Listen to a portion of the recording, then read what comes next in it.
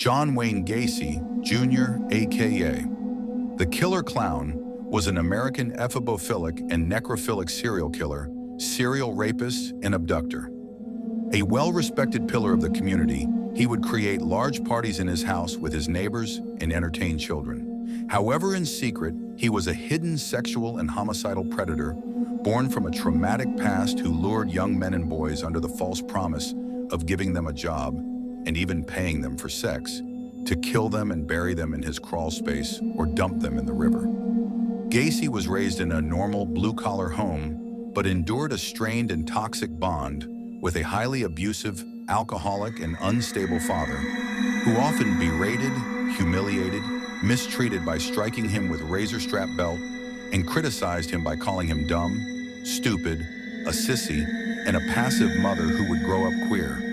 However, he was close to his sisters and his mother, who called him Johnny. After attending 4 different high schools, Gacy dropped out before completing his senior year and cut off all contact with his family, heading west. After running out of money in Las Vegas, Nevada, Gacy lied about his age and applied for a job as an ambulance driver at the Palm Mortuary Memorial Park, for which the minimum age was 21. When the staff learned the truth, they terminated Gacy's employment as a driver, but offered him an alternative post as a mortuary assistant, in which he would move corpses and material from the hospital to the funeral home. Because Gacy could not afford lodgings with his new pay, he was also allowed to sleep at night in the premises, a fact that would cause considerable speculation of necrophilia when his crimes were discovered years later. Gacy was shown how the bodies were cleaned, treated, and embalmed. At night, when everyone else left, he would pull out the drawers and examine the bodies, talk to them, and undress them, neatly folding their clothes next to the caskets. This lasted until the director became suspicious and called the police one day.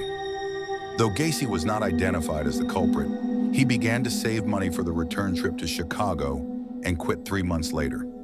Without returning to high school, he enrolled in and eventually graduated from Northwestern Business College in 1963. A management trainee position with the Nunbush Shoe Company followed shortly after graduation, and in 1964, Gacy was transferred to Springfield, Illinois. There he met co-worker Marlyn Myers, and they married in September of that year. He became active in local Springfield organizations, joining the JCs and rising to vice president of the Springfield chapter by 1965. Gacy would later become involved in political activism, construction, and several other fields, all the while racking up minor criminal charges. In 1975, Gacy created the character Pogo the Clown, which he used to support himself. His habit of wearing the costume at charity events and parties later led to him being nicknamed the Killer Clown. During this time, his involvement in politics eventually landed him clearance by the U.S. Secret Service. Shortly thereafter, he would begin his murders. He started with a young juvenile named Tim McCoy, whom he allegedly killed in self-defense. He soon murdered a co-worker named John Butkovich. After many years of murdering, Gacy was eventually apprehended in Des Plaines following the disappearance of 15-year-old Robert Priest, who was last seen with Gacy. The police obtained a search warrant for Gacy's home, where they discovered a powerful odor and numerous items belonging to other missing young men. Authorities then suspected Gacy of murder and would soon obtain a second search warrant. The second search would target the crawl space in which police ripped up the floorboards and began to dig into the earth of the crawl space.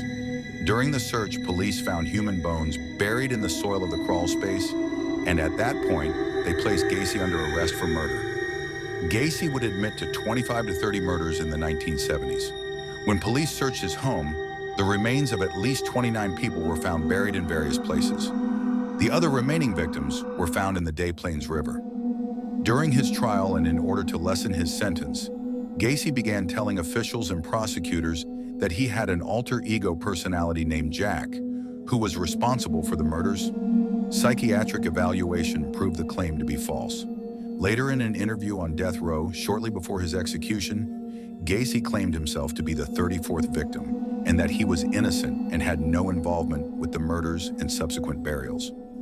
Gacy claimed that his employees set him up. This proved to be false, as he had already claimed responsibility for the murders of the young men years prior.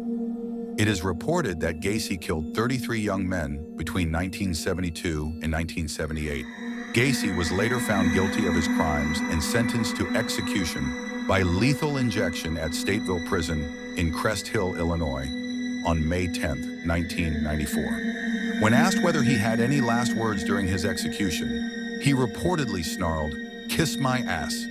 He was then executed, age 52.